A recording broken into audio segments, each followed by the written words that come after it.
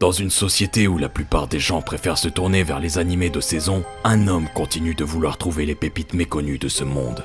Armé de sa fidèle pelle, cet homme aussi mystérieux que les gens qui commentent. À chaque épisode de Chainsaw Man, parcourut un long périple dans l'unique but de creuser les terres sacrées, où jadis il trouva moultes œuvres très qualitatives. La terre de Crunchyroll, la terre du royaume d'ADN, les terres proscrites des sites de streaming... on n'a pas le droit, on va se faire démonétiser. Mais sa dernière découverte se fit sur les terres de l'avare seigneur Netflix. Ah bah si, je suis désolé, mais un abonnement à 5 balles avec une qualité digne des meilleurs VHS et comportant des pubs, si ça c'est pas être un crevard... Ces terres qui, jadis, avaient permis à notre héros de découvrir certains chefs-d'œuvre, n'avaient pas encore livré tous leurs secrets. Et ça, l'homme à la pelle le savait. C'est pourquoi celui-ci décida de creuser et encore creuser, afin de trouver ce pourquoi il était venu, une petite pépite méconnue. Il tomba alors sur des œuvres qui lui rouvrirent certains vieux traumatismes, il vomit et se remit aussitôt à creuser car comme le disaient si bien ses professeurs autrefois, quand on croit qu'il a touché le fond, on s'aperçoit qu'il continue de creuser. Et force est de constater que cette persévérance qui habitait notre héros finit par payer, car à force de creuser, celui-ci trouva finalement ce pourquoi il était venu. Cependant, après avoir visionné l'intégralité de sa récente découverte, une question lui vint en tête. Une question à laquelle seuls ses disciples pouvaient avoir la réponse. Est-ce que ça vous est déjà arrivé de regarder un animé, de trouver qu'il a certains défauts notables, mais de quand même surkiffer votre visionnage? Ah bah oui, justement, moi ça m'est arrivé avec un animé, ça Et s'appelle... non, je ne parle pas de Redo à Filler, espèce de gros dégueulasse. C'est pas du tout ce que j'allais dire. Non, si je vous demande ça, c'est parce qu'aujourd'hui, on va parler de Be the Beginning, un animé que je ne connaissais absolument pas, et qui, pour être honnête, a retenu mon attention grâce à son affiche. Une affiche qui mettait en avant une direction artistique plutôt sombre, des personnages qui avaient l'air vraiment mystérieux, et un héros qui semblait ultra pété. Oui, je suis le genre de mec à déterminer si un animé vaut le coup d'être regardé en voyant son affiche. Ah bah y a qu'à voir ma liste d'animés, hein, j'y mets que les affiches des œuvres que je veux voir, c'est beaucoup plus parlant. Et franchement, bah j'ai pas du tout été déçu. Je vous assure que l'animé m'a fait passer un moment tout aussi agréable que la première fois où j'ai entendu Sid prononcer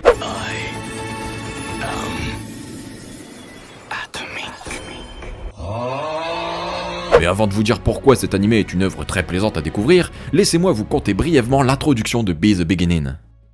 Nous suivons donc Kiss Flick, un mec qui porte le même nom que sa profession puisque dans la vie, c'est un flic. Du coup, heureusement qu'il n'est pas chômeur. Enfin bref, il y a quelques années, notre bon vieux Kiss a été victime d'un drame qui l'a traumatisé, à tel point qu'il a décidé de prendre sa retraite plus tôt que prévu et de quitter la police pour faire son deuil. Mais le problème c'est que visiblement, sans lui il ne reste que des glandus dans la police, ce qui fait que quand un tueur en série surgit de nulle part en assassinant sauvagement de nombreuses personnes, le but d'un tueur en série en soi, bah Kiss il est rappelé pour reprendre du service. Et lui qui voit son âge de départ à la retraite reculer, décidera alors d'aller manifester contre la terrible réforme des retraites. Non, ça va, je déconne. Kiss est désormais affecté à l'équipe chargée d'enquêter sur le fameux Killer Bee. Ouais, il l'appelle comme ça parce que j'ai oublié de vous le dire, mais le tueur a l'habitude de signer ses scènes de crime par un B. Un peu comme Zoro, mais avec un B au lieu d'un Z. Mais plus Kiss va enquêter sur ce fameux tueur en série, et plus il va découvrir que cette affaire pourrait avoir un lien avec le terrible drame survenu il y a de ça 10 ans.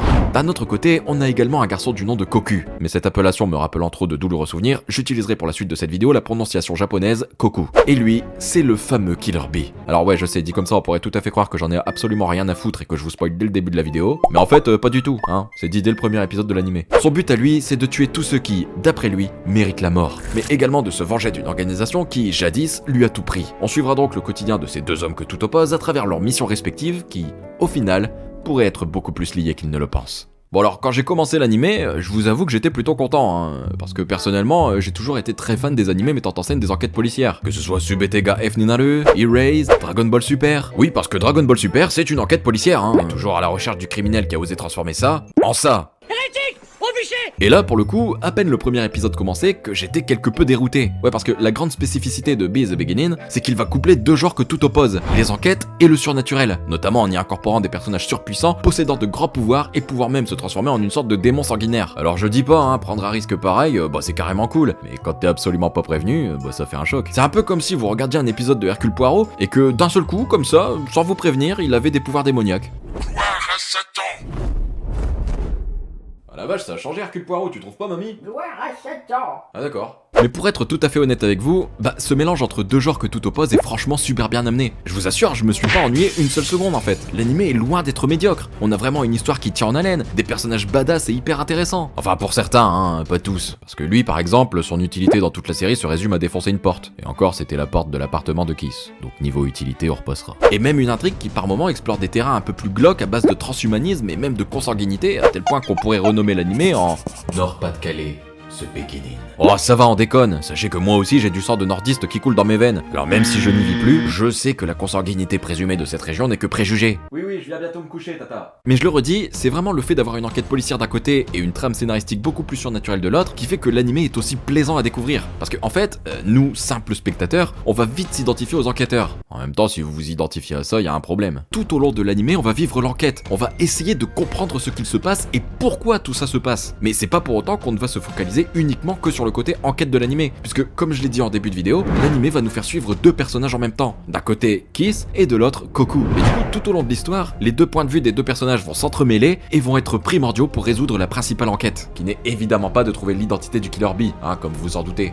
Enfin, j'espère. En fait, l'animé s'apparente à une sorte de fusion entre Psycho Pass pour le côté enquête et Death Note pour le côté attrape-moi si tu peux. Du coup, au vu d'une si grande similarité entre deux œuvres dantesques, disons-le, on se dit qu'on pourrait difficilement avoir une œuvre remplie de défauts. Mais bon, l'honnêteté étant une chose qui me tient autant à cœur que les mecs qui font les reviews chez jeuxvideo.com, je vous avoue que l'animé est loin d'être parfait. Ah c'est Netflix, je vous rappelle, hein. Ce que je veux dire, c'est qu'avec Netflix, le 100% qualitatif ne peut exister quand leur principal intérêt c'est de faire un max de pognon.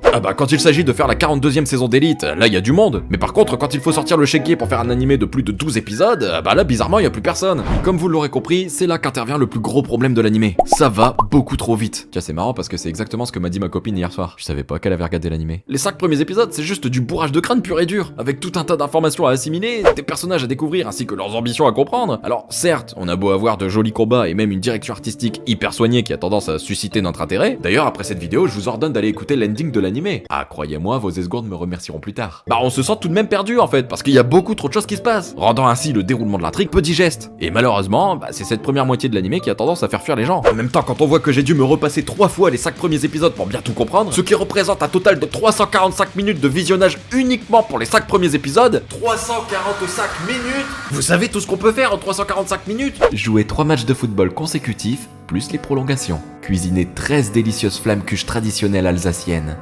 Ça a l'air bon. Chier sur le DVD de Dragon Ball Evolution. Mais bref, malgré qu'au vu de mes dires on pourrait tout à fait croire que la première partie de l'animé s'apparente à de la torture, rassurez-vous, c'est loin d'être le cas. Parce que outre le souci de compréhension des premiers épisodes, l'animé reste tout de même extrêmement plaisant à découvrir. Les phases d'action sont nombreuses, les combats sont hyper stylés, et tous les thèmes sous-jacents exploités dans l'animé sont là pour faire en sorte de nous retourner le cerveau à chaque révélation faite. Dès le début, on a ces deux personnages qui agissent en parallèle, et qui sont pourtant étroitement liés. Deux histoires complètement différentes, avec un personnage qui se contente d'enquêter, et l'autre qui se contente de tuer. Mais pourtant, c'est pas qu'une simple histoire de tueur en série. Non, derrière tout ça se cache en fait une organisation démoniaque qui contrôle tous les crimes dans l'ombre. Une organisation qui a un réel objectif et qui sera la clé de tous les mystères présents dans l'animé. Et franchement, c'est hyper kiffant à suivre. Genre vraiment, la deuxième partie de l'animé c'est complètement différent. Et pour ceux qui seraient restés sur le fait que j'ai dit que le début de l'animé était plutôt compliqué à assimiler, soyez rassurés, à un certain moment, les deux personnages principaux finiront par se rencontrer. Dans une scène plutôt stylée, disons-le. Et là, tout deviendra beaucoup plus clair. D'ailleurs, je pense qu'il est important de parler très rapidement des personnages. Honnêtement, même si au tout départ, il m'a été compliqué de m'imprégner complètement de l'histoire de l'animé, je pense que mon investissement a grandement été suscité grâce au personnage de Kiss, qui est, selon moi, l'un des plus gros points forts de l'animé. Kiss, c'est ce genre de personnage auquel on s'attache plutôt vite, un flic bourru et nonchalant, mais qui, sous ses airs je m'en foutiste, nous fait comprendre qu'il va être l'élément le plus important dans la résolution de l'enquête, notamment grâce à sa pose similaire à celle de L dans Death Note. Depuis Death Note, cette pose est devenue un symbole d'intelligence, Regardez, j'ai l'air intelligent là, non? Kiss, c'est pas le genre de personnage surréaliste qu'on a tendance à retrouver dans bon nombre d'animés. Certes, il a une personnalité plutôt complexe et quelque peu exécrable par moments, mais il est pas comme ça parce que être mystérieux c'est cool. Non, il a un véritable background tragique, une histoire déchirante qui justifie sa façon d'être. Et du coup, le duo qu'il forme avec Lily, sa collègue, qui elle est une fille beaucoup plus excentrique et même très sarcastique à certains moments, ça permet d'introduire une petite phase comique tout à fait convaincante dans un animé qui se veut pourtant très sérieux et très sombre. D'ailleurs, ce côté sombre de l'animé est très principalement mis en avant par le personnage de Koku, un adolescent qui a priori théorie paraît totalement banale, mais qui en fait se révèle être le roi aux ailes noires. Alors au départ on sait pas grand chose sur lui, on sait juste qu'il est le tueur à la lettre B et qu'il tue uniquement les personnes qu'il juge bon de tuer. Le reste, on le découvrira tout au long de l'animé, et même si l'histoire de Koku est franchement bonne et plutôt intéressante, l'attachement qu'on crée envers lui est quasi inexistant. Le problème c'est que Koku prend beaucoup trop de temps à devenir intéressant. Faut vraiment attendre la dernière partie de l'animé, notamment quand on aura le droit à quelques flashbacks sur sa vie passée, qu'on commencera à l'apprécier et à vouloir en savoir plus sur lui. Mais malheureusement, avant ça, y a beaucoup trop de mystères qui tournent autour de lui, et je vous avoue que parfois c'est un peu chiant. Ceci dit, mon taf étant avant tout de vous donner envie de regarder l'animé, sachez que ce n'est en rien un défaut gênant, puisque croyez-moi, l'animé c'est juste une ascension qualitative en fait. Ce que je veux dire, c'est qu'au départ, comme je l'ai dit plus tôt, notre compréhension est quelque peu difficile. On n'a pas le temps de comprendre ce qu'il se passe et on est un peu perdu. Puis, arrivé au milieu de l'animé, là par contre ça va mieux. On commence à avoir de nombreuses réponses qui nous incitent vraiment à rester jusqu'à la fin et qui nous font même apprécier encore plus ce qu'on voit. Et à la fin,